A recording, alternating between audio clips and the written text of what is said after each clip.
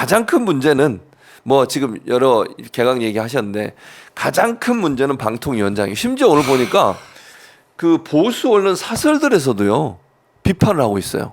조선일보를 포함해서 보수 언론 사설들이 방통위원장을 검사 출신으로 앉히는 게 맞느냐. 그러니까 이거 보수 언론이에요. 제가 아까 말씀드린 것처럼 그만큼 이 김홍일 방통위원장 지명에 대해서 엄청난 지금 보수 내에서도 좀 불만이 나오고 있는 것 같은데 장 의원님 뭐 어떻게 보세요? 방송 장악 기술자가 갔더니 이제 법 기술자가 왔구나 이런 생각이 들었고요. 근데 약간 설마했습니다. 저도 어제 최고위 모두 발언하면서 혹시나 방송 장악 기술자를 법 기술자로 바꾼다고 해서 방송을 장악할 수 있다고 생각한다면 국민적 심판을 받게 될 것이다 하면서도 설마 했습니다. 설마. 아무리 우리가 검사 출신들 물론 뭐 법 기술자들이 필요한 곳이 있죠. 뭐 50보 100보 양보해서 법무부 장관 그리고 검사 출신 그렇죠. 뭐 마음에 안 들지만 할 수 있다고 칩시다. 국무총리 비서실장 이것도 말이 안 되는데 뭐 그렇다 쳐도 왜 서울대학교 병원 감사니 교육부 장관 노동부 장관 보좌관이니 또 국민연금 상임이사까지 국민연금 상임이사는 원래 회계사나 그렇죠. 여러 연금 가야죠. 운영이 가능한 분들이 하셨는데 이분은 뭐 국민은행 아니 국민연금 수사하셨던 분인가 싶었고요. 이제는 저희가 이동관 방통위원장도 저희가 인사청문회 할 때 이 신문 기자 출신이셔서 그렇죠. 얘도 이게 또 막 언론인이긴 하지만 또 신문과 방송은 많이 다르거든요. 그러니까 현재 신문법은 문체위 소관이고요. 소속이에요. 방통위는 과방위 소속입니다. 완전 이 상임위도 분리돼 다르거든요. 있어요. 그래서 신문과 방송은 철저히 또 분리가 되어 있는데 신문 기자도 뭐 호랑이 담배 피던 시절 쪽에 아주 옛날에 하셨던 분이 방송통신 정책을 어떻게 할 거며 방송만 있는 게 아니거든요. 방통위가 통신도 하기 때문에 뭐 여러 가지 이 통신망부터 해서 망사용료 문제부터 해서 여러 가지 현안들도 많습니다. 그런데도 불구하고 아니 이동관 방통위원장도 참 황당했는데 또 심지어 학폭 등의 의견이 있었음에도 불구하고 임명 강행했는데 이제는 하다 검사 출신이 방통위원장 하겠다고 와서 이분은 뭐 방송사 뭐 압수수색을 해봤던 분인가요? 저도 이제 이분의 아직 그건 인청을 제가 아직 제대로 준비는 안 해봤는데 아직까지는 그런 내용은 안 나왔지만 예전에 BBK 수사했었잖아요. 이분이 그리고 또 그 부산저축은행 부실대출 관련된 수사할 때 윤석열 지금 대통령의 상관이셨고 그렇죠. 그러니까 중수 이과장 할 때 이제 중수부장이었으니까 그러니까 아무튼 아직 저희가 인청을 이제 본격적으로 준비는 하지 않았는데요. 뭐 이제 그 인청 뭐 요청서가 국회로 회부되면 저희가 자료요구 권한이 생기기 때문에 아무튼 참 황당해서 이분을 어떻게 해야 될까? 제가 볼 때는 방송이나 통신 분야에 전혀 관계된 분도 아니고 그런 경험이 있는 분도 아니에요. 그러니까 사실 그래서 비서실장이 소개할 때 들어보셨죠? 그 인터뷰에 소개하러 나와서 이분이 어렸을 때 뭐 어려웠고 그래서 뭐 자수성가하고 이 얘기만 해요. 방송통신 얘기는 아무것도 안 해. 그 연관성 있어야 얘기를 하죠. 할 게 없는 거예요. 그냥 뭐 법을 잘 아니까 가짜 뉴스를 잘 잡을 거다. 요게 이제 핵심이에요.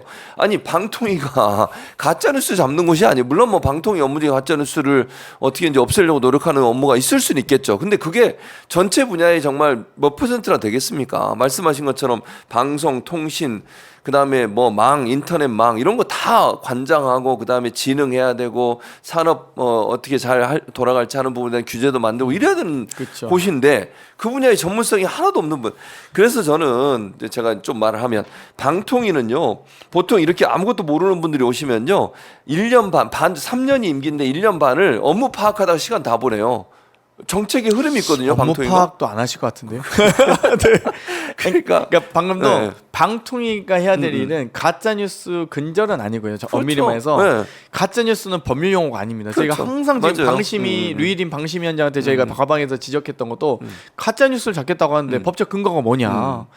저희가 이 여러 이제 방송법상 혹은 또 언론중재법상 명시된 것은 오보입니다. 그러니까 정정보도권, 반론보도권, 추후보도권에 대한 권한이 명시되어 있는 거고요.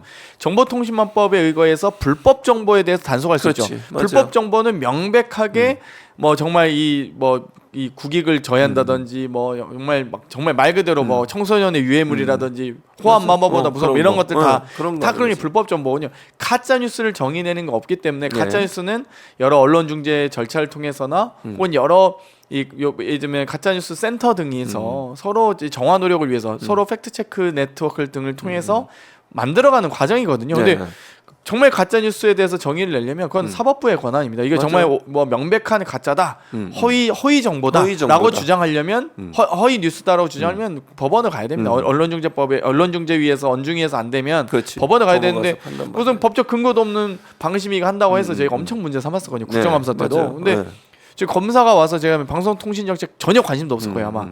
주장창 때려잡을 일만 할 텐데 뭐냐면 이동관 방통위원장 전 경질됐다 보거든요.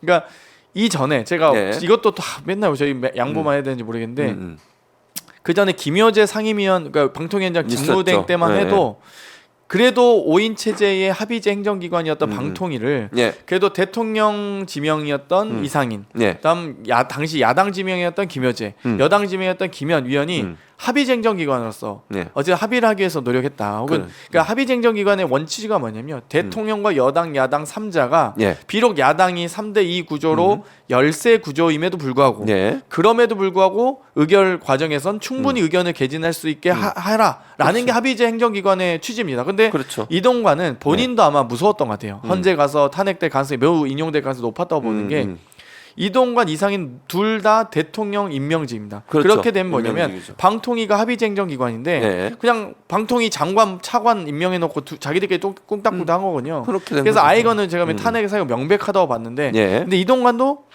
예를 들면 YTN 민영화 과정이라든지 연합뉴스 TV 민영화 과정에서 YTN은 그 심의위에서 이동관 방통위원장 임명한 사람들인데도 불구하고 조건부 승인을 어렵겠지만 연합뉴스 TV는 부결시키거든요. 부결시켰어요.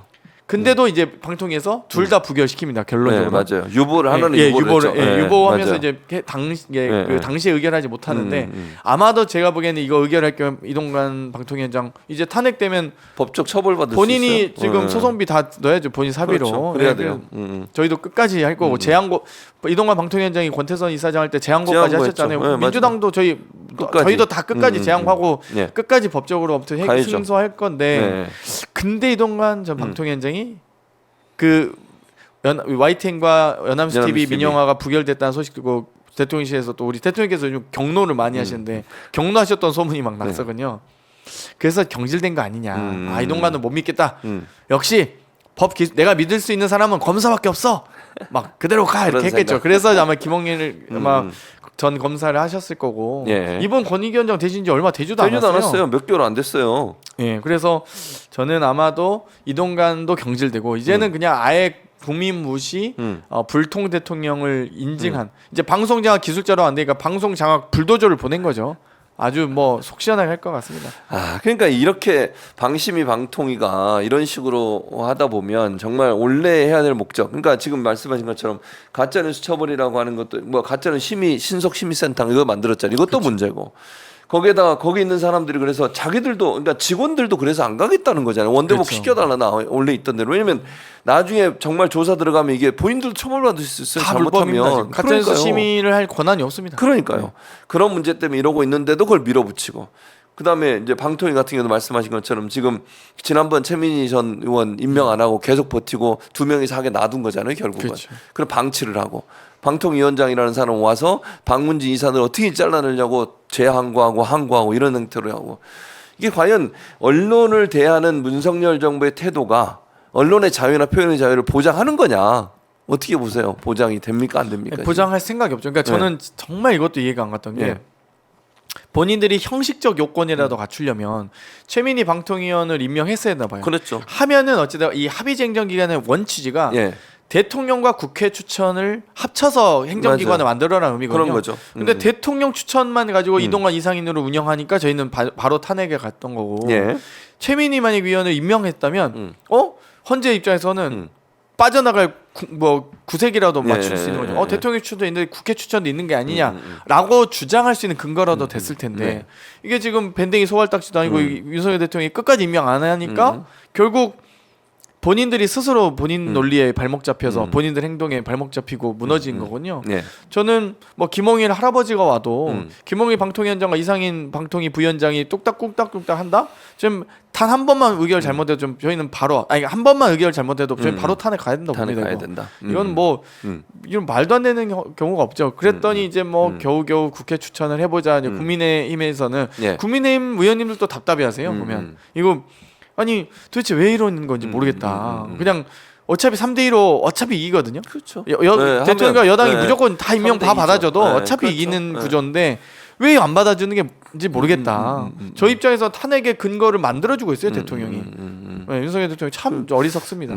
그건 이제 많이 알려지진 않았지만 방심위원 2명이 지금 추천이 돼 있는 상태거든요.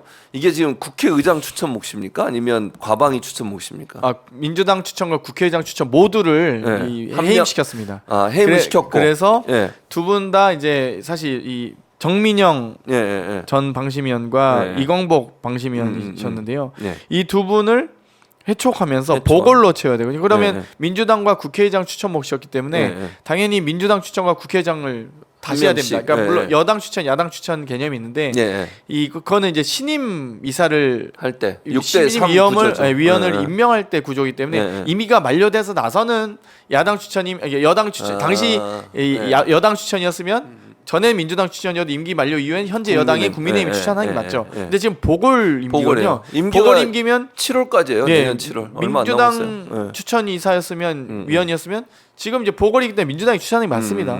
근데 지금 최선영 지금 저희가 방심위원 예, 추천을 맞아요. 했고 예. 국회의장께서는 황현영 예, 예. 이 위원을 추천했는데 예, 예, 예. 심지어 국회의장 추천마저도 안 받아들이고 근데 있어요. 그분은 제가 볼 때 그분은 진보 성향이 있다고 보기도 어려운데요. 그러게요. 예, 그렇게 알려져 있더라고요. 그러니까 그러니까 지금 이제 이렇게 되는 건 저는 이제 어쨌든 대통령이 국회 추천목 혹은 국회의 의결을 거쳐야 되는 혹은 뭐 국회 의결을 거치거나 국회에 추천하는 인사는 모두 안 받겠다라는 저는 뭐 의사 표시로 보고 아니 그러면서 국회에서 추천한 위원들은 추천 안 받으면서 임명도 안 하면서 예. 왜 대법원장 헌재 소장은 국회 의결을 해달라고 합니까? 그렇죠. 그거는 본인들이 어쩔 수 없이 해달라는 거잖아요. 그래서 저희는 저는 이제 점점 임계치에 다다르고 있다고 보는데요. 대한민국 정부 예산안은 정말 너무 민생과 국민의 삶과 직결된 문제이기 때문에 예. 예산안까지는 가되 예. 이 이후에 국회 추천 인사권을 국회 추천 인사권을 자꾸 무시하거나 인정하지 않는 이 대통령 행태에 대해서는 네. 그럼 앞으로 어떠한 대통령 인사도 우리도 대통령 인사를 무시할 수 있다는 걸 보여줘야 됩니다. 그래서 국회 추천 인사를 무시하면 오케이 국회 의결을 요하는 대통령의 대통령 추천 인사는 모두 부결 또는 모두 상정조차 하지 않겠다. 민주당은 강력하게 전해야 된다 보고요. 해야 된다. 마지막 예산안이 마지막 저희 인내심의 한계라 봅니다. 그건 너무 국민들께 너무 직결된 문제이기 때문에 예. 앞으로 대법관, 대법원장 등을 비롯한 대통령 추천 인사는 모두 국회에서 부결시키도록 해야 된다. 저는 네. 이렇게 생각합니다. 예.